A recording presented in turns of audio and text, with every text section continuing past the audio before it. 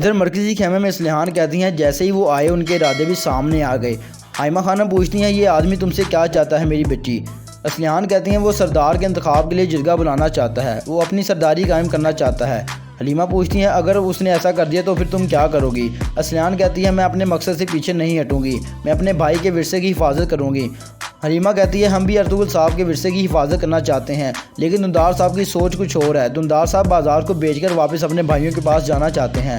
اسلحان کہتی ہیں یہ آپ کیا کہہ رہی ہیں؟ پھر وہ کہتی ہیں امی جان جب بھی مصیبت پڑی تو کائی قبیلے والے میرے ساتھ کھڑے تھے، لیکن اب اگر آپ یہاں سے چلے گئے تو میرے ساتھ کون ہوگا؟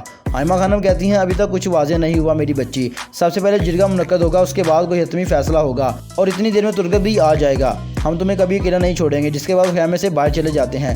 قبیلے کے باہر خواتین کام کر رہی ہوتی ہیں۔ پھر اسلحان خاتون حائمہ خانم کا کرجہ خاتون سے تعارف کرواتے ہیں۔ کرجہ خاتون کہتی ہیں کہ بہادر صاحب کے خیمے کے بعد بھی ہماری دوستی یوں ہی قائم رہے۔ حلیمہ کہتی ہیں جب تک اسلحان خاتون اپنے قبیلے میں موجود ہیں ہماری دوستی جاری رہے گی۔ کرجہ خاتون کہتی ہیں جیسے ہی ترگت یہاں آئے گا تو وہ اسلحان کو اپنے قبیلے میں لے جائے گا۔ اسلحان کہتی ہیں کون کہاں رہے گا اور کون کہاں جائے گا یہ کوئی واضح نہیں جان سکتا۔ ادھر جنگل میں سمکو ایک بار پھر غلاموں کو پکڑ دیتا ہے۔ پیٹو کہتا ہے ارطغرل صاحب ہمیں چھوڑیں اور یہاں سے نکل جائیں۔ ارطغرل سمکو سے کہتا ہے انہیں جانے دو۔ سمکو کہتا ہے ان سب کی زندگیاں تمہارے ہاتھ میں ہے، یا تو ہتھیار ڈال دو یا میں ان سب کو ایک ایک کر کے مار دوں گا۔ جس کے بعد ارطغرل اپنی تلوار نیچے پھینک دیتا ہے اور کہتا ہے تم نے جو بھی کیا میں تمہیں چھوڑوں گا نہیں۔ ادھر قبیلے میں کرجہ کہتی ہے ہمیں پتہ چلا کہ بازار بیچنے کے بعد آپ یہاں سے ہجرت کر جائیں گے۔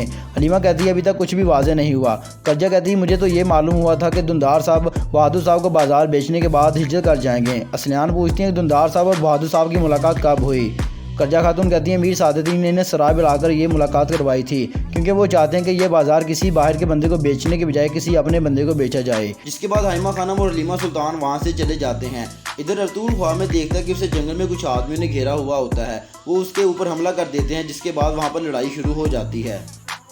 ارطغرل ان تمام لوگوں کو مار دیتا ہے اور پھر ان کے سردار کو پکڑ لیتا ہے، پھر اس کو نیچے گرا کر پوچھتا ہے کہ بتاؤ تم کون ہو اور اپنا نقاب ہٹاؤ۔ میں ارطغرل کی آنکھ کھل جاتی ہے۔ سمکو نے اس کو دوسرے غلاموں کے ساتھ غار میں رکھا ہوا ہوتا ہے۔ پھر پیٹو اس سے پوچھتا ہے کہ آپ نے وہاں سے بھاگ کر اپنی جان کیوں نہیں بچائی ارطغرل صاحب؟ ارطغرل اسے جواب دیتا ہے اور کہتا ہے کہ ہم اپنے ساتھیوں کو کبھی اکیلا نہیں چھوڑتے پیٹو۔ اتنی دیر میں وہاں سمکو آ جاتا ہے۔ سمکو پیٹو کو ٹانگ مار کر کہتا ہے میں نے تمہیں ارطغرل صاحب سے بات کرنے کو منع کیا تھا، لہٰذا یہاں سے دفع ہو جاؤ۔ ارطغرل سمکو سے کہتا ہے تمہارا مسئلہ میرے ساتھ ہے، ان مظلوموں کو یہاں سے رہا کر دو۔ سمکو کہتا ہے میں تمہیں بیچ کر اور اپنا سونا حاصل کرنے کے بعد یہاں سے چلا جاؤں گا۔ ارطغرل کہتا ہے انہیں پتہ چل گیا کہ تم کون ہو، لہٰذا اگر تم مجھے اور ان غلاموں کو آزاد کر دو تو میں تمہیں اور تمہارے آدمیوں کو ان کے شکنجے اور قہر سے بچا لوں گا۔ پھر سمکو مسکرا کر کہتا ہے ارطغرل صاحب آپ مجھ سے زیادہ طاقتور نہیں ہیں، کیونکہ اگر آپ مجھ سے زیادہ طاقتور ہوتے تو کبھی بھی ان کے جال میں نہیں پھنستے۔ جس کے بعد وہ وہاں سے روانہ ہو جاتا ہے۔ ادھر کائی قبیلے میں حلیمہ سلطان حائمہ خانم سے کہتی ہیں کہ اگر بہادر صاحب دندار صاحب سے بازار خرید لیتے ہیں تو اس سے ان کے چاودار قبیلے کے سردار بننے کے امکانات اور بھی زیادہ روشن ہو جائیں گے۔ اتنی دیر میں وہاں دندار صاحب آ جاتے ہیں۔ دندار صاحب ان کی بات سننے کے بعد کہتے ہیں جو بھی مجھے بازار کی زیادہ قیمت دے گا میں اس کو بازار بیچ دوں گا، اور بہادر صاحب اس کام کے لیے سب سے زیادہ موزوں شخص ہیں، لہٰذا میں بازار ان کو بیچوں گا۔ پھر حلیمہ سلطان اس سے کہتی ہیں اگر بہادر صاحب چاودار قبیلے کے سردار منتخب ہو گئے تو اسلحان کا کیا ہوگا؟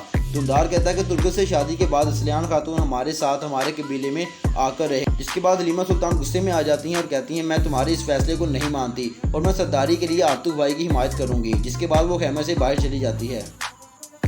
ادھر کارج حصار قلعے میں آرس ماریا کے بستر پر بیٹھا ہوتا ہے۔ ماریا بے ہوش ہوتی ہے۔ اتنی دیر میں لوکاس آ جاتا ہے۔ لوکاس آرس سے کہتا ہے کہ امیر سعادت الدین نے پیغام بھیجا کہ دندار صاحب اور بہادر صاحب بازار کے معاملے پر رضامند ہو گئے ہیں۔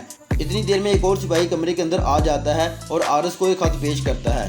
آرس خط کو پڑھتا ہے جس کے اندر یہ بات لکھی ہوتی ہے کہ ہم نے تمہارے تمام آدمیوں کو مار ڈالا ہے اور ارطغرل ابھی بھی ہماری قید میں ہے۔ اگر تم چاہتے ہو کہ دو ریاستوں کے مابین جنگ نہ ہو تو پھر ہمیں فوراً سے 10,000 سونے کے سکے دے دو۔ جس کے بعد آرس شدید غصے میں کھڑا ہو کر لوکاس سے کہتا ہے کہ فوراً سے جاؤ اور ان تمام لوگوں کو جہنم واصل کر دو۔ جس کے بعد لوکاس وہاں سے روانہ ہو جاتا ہے۔ ادھر کائی قبیلے میں رات کے وقت آرتوک بھائی اور حلیمہ سلطان بمسی کے خیمے میں آتے ہیں۔ آرتوک بھائی بمسی سے کہتے ہیں کہ دندار صاحب ارطغرل صاحب کے راستے کو چھوڑ کر ہانلی بازار کو بیچنا چاہتے ہیں اور ارطغرل سے پیچھے ہٹنا چاہتے ہیں۔ بمسی کہتا ہے کہ جو کچھ بھی ہو جائے ہم ارطغرل صاحب کے مقصد کو کبھی بھی فراموش نہیں کریں گے، اور اگر اس مقصد کی خاطر ہمیں اپنی جان بھی دینی پڑی تو بھی ہم اس سے دریغ نہیں کریں گے۔ جس کے بعد بمسی کہتا ہے کہ آپ کو جرگے کے اندر میری حمایت حاصل ہوگی آرتوک بھائی۔ ادھر دمدار صاحب نے بھی قبیلے کے موجودین کو بلایا ہوا ہوتا ہے۔ دمدار صاحب موجودین سے کہتے ہیں آرتک بھائی چپ کر نہیں بیٹھیں گے بلکہ وہ قبیلے کے تمام لوگوں سے بات کریں گے، لہٰذا ہمیں بھی قبیلے کے تمام تر لوگوں سے یہ بات کرنی چاہیے۔ بازار کو بیچنے کے بعد جو سونا حاصل ہوگا وہ ہمارے قبیلے کی نجات میں کام آئے گا اور ہمارے قبیلے میں خوشحالی کا باعث بنے گا۔ پھر تمام لوگ کہتے ہیں آپ صحیح بات کر رہے ہیں دمدار صاحب۔ ادھر کاراج حصار قلعے میں ماریا کو ہوش آ جاتا ہے، آرس بھی اسی کے کمرے میں موجود ہوتا ہے۔ پھر آرس اس سے پوچھتا ہے کہ ماریا تم جو کچھ بھی جانتی ہو مجھے سچ سے بتاؤ ورنہ میں تمہیں مار ڈالوں گا۔ ماریا کہتی ہے خدا کے واسطے آپ ایسا نہ کریں، میں آپ کو سب سچ بتاتی ہوں۔ پھر ماریا کہتی ہے کہ میں نے یہ سب انتھیوس کے کہنے پر کیا کیونکہ اس نے میرے بھائی کو اپنی قید میں رکھا ہوا ہے اور دروازے کے اوپر خنجر والا خط بھی میں نے ہی لٹکایا تھا۔ آرس کہتا ہے تم نے میرے ساتھ غداری کی ہے۔ ماریا کہتی ہے خدا کے واسطے مجھے معاف کر دے، میں مجبور تھی۔ آرس کہتا ہے میں تمہیں ایک شرط پر معاف کروں گا اور وہ یہ ہے کہ تم مجھے یہ بتاؤ کہ سمکو کا وہ آدمی انتھیوس اس وقت کہاں ملے گا۔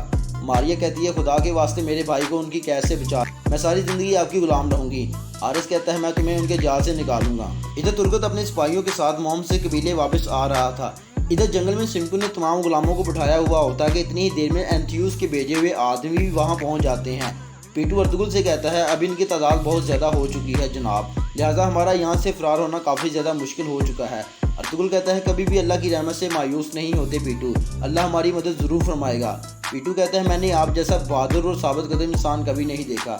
ارطغرل کہتا ہے اپنے تمام آدمیوں سے کہہ دو کہ اب آخری حملے کے لیے تیار ہو جائیں۔ پھر سمکو اپنے آدمیوں کو حکم دیتا ہے کہ غلاموں کو کھڑا کرو اور ہم یہاں سے روانہ ہو رہے ہیں۔ ادھر کاراج حصار قلعے میں آرس اپنے شہنشاہ کو خط لکھتا ہے اور کہتا ہے کہ سرحدی علاقوں کے ارد گرد ترک قبائل کی حالت بہت زیادہ بدتر ہو چکی ہے اور وہ وقت اب دور نہیں کہ جب ہانلی بازار بھی ہمارا ہو جائے گا کیونکہ میر صادقین اپنے مقصد کو پانے کے لیے ہمارے اوپر انحصار کر رہا ہے، لہذا ترک قبائل بہت کمزور ہو چکے ہیں۔ آپ فوج بھیج دیں تاکہ ہم ان ترکوں سے وہ تمام تر چیزیں واپس لے لیں جو انہوں نے ہم سے چھینی تھی۔ ادھر کئی قبیلے میں جرگے کے انعقاد کے لیے لوگ باہر کھڑے ہوتے ہیں اور آپس میں گفت و شنید کر رہے ہوتے ہیں کہ اتنی ہی دیر کا ڈھول بجتا ہے اور ترگت اور اس کے سپاہیوں کے قبیلے میں واپسی ہوتی ہے۔ تمام لوگ ان کو دیکھنے کے بعد بہت زیادہ خوش ہو جاتے ہیں، پھر وہ اپنے اپنے پیاروں کو ملتے ہیں۔ ترگت آئمہ خانم سے کہتا ہے کہ اللہ کے حکم سے ہم اپنی ریاست اور سلطان کو بچانے میں کامیاب ہو گئے ہیں والدہ، جس کے بعد وہ پوچھتا ہے کہ جرگے کے لوگ یہاں کیا کر رہے ہیں۔ تو حلیمہ سلطان کہتی ہے کہ ہم نے نئے سردار کے انتخاب کے لیے جرگہ بلایا ہے، جس کے بعد ترگت کافی زیادہ حیران ہو جاتا ہے۔ جس کے بعد حائمہ خانم کہتی ہے کہ ہم خیمے کے اندر جا کر تفصیل سے بات کرتے ہیں۔ خیمے میں داخل ہونے کے بعد ترگت کائی پرچم کو چومتا ہے اور ارطغرل کو یاد کرنے لگتا ہے۔ حائمہ خانم کہتی ہے ارطغرل کا غم ابھی بھی تازہ ہے۔ حلیمہ سلطان کہتی ہے کہ اتنا تازہ ہے کہ دمدار صاحب بازار کو بیچنے کے بعد اپنے بھائیوں کے پاس ہجرت کر جانا چاہتے ہیں، جس کو سننے کے بعد ترگت کافی زیادہ حیران ہو جاتا ہے اور پوچھتا ہے والدہ کیا یہ بات سچ ہے؟ تو دمدار صاحب کہتے ہیں کہ ہم ہانلی بازار کو بیچ کر یہاں سے ہجرت کر جائیں گے اور دوبارہ سے ایک ہو کر رہنے لگ پڑیں گے۔ ترگت کہتا ہے ہم کئی سالوں تک ارطغرل صاحب کے ساتھ مل کر لڑتے رہے ہیں، لیکن آج اگر ہم ایسا کریں گے تو کیا یہ ان کے ساتھ غداری نہیں ہوگی؟ بمسی کہتا ہے یہ بالکل ارطغرل صاحب کے ساتھ غداری کرنے کے برابر ہے۔ آئمہ خانم کہتی ہے دراصل ارطغرل کے مرنے کے بعد سرحدی معاملات ہمارے لیے بہت زیادہ پیچیدہ ہو چکے تھے اور بازار میں ویسے بھی نہ کوئی تاجر اور نہ کوئی خریدار آتا تھا۔ ڈاکو نے ہماری ناک میں دم کر کے رکھا ہوا تھا، اس لیے دمدار صاحب نے بازار کو بیچنے کا فیصلہ کیا ہے، لیکن آرتو بھائی اب خود قبیلے کی سرداری حاصل کرنا چاہتے ہیں اور اسی سلسلے میں وہ جرگہ بلانا چاہتے ہیں۔ حلیمہ سلطان کہتی ہیں کہ سلیان خاتون بھی مشکل سے دو چار ہیں کیونکہ بہادر صاحب بھی ان کے قبیلے کی سرداری حاصل کرنا چاہتے ہیں۔ اس کے بعد ترگت کافی زیادہ حیران ہو جاتا ہے اور آرتک بھائی سے پوچھتا ہے کہ بھائی وہ آدمی کیسا ہے؟ آرتک بھائی کہتے ہیں وہ بالکل اورال ہی کی طرح کا آدمی ہے۔ پھر ترگت آئمہ خانم سے کہتا ہے کہ والدہ ہمارے کافی زیادہ سپاہی شہید ہو چکے ہیں، لہٰذا میری آپ لوگوں سے درخواست ہے کہ آج کے دن اس جرگے کو موخر کر دیا جائے اور آج کا دن شہیدوں کے ورثہ کے ساتھ گزارا جائے۔ پھر وہ کہتا ہے میں چاودر قبیلے جا رہا ہوں، ان کے بھی کافی زیادہ سپاہی مہم میں شہید ہوئے ہیں، میں وہاں جا کر ان کے لواحقین کے ساتھ تعزیت کرنا چاہتا ہوں۔ جس کے بعد وہ وہاں سے روانہ ہو جاتا ہے اور اس طرح سے اس ایپیسوڈ کا یہاں پہ اختتام ہو جاتا ہے۔ دوستوں امید ہے آپ کو اگر آپ کو یہ ویڈیو پسند آئی تو اس کو جاتے ہوئے لائک کر دیں، چینل کو سبسکرائب کر دیں، اس ویڈیو کو زیادہ سے زیادہ شیئر کر دیں۔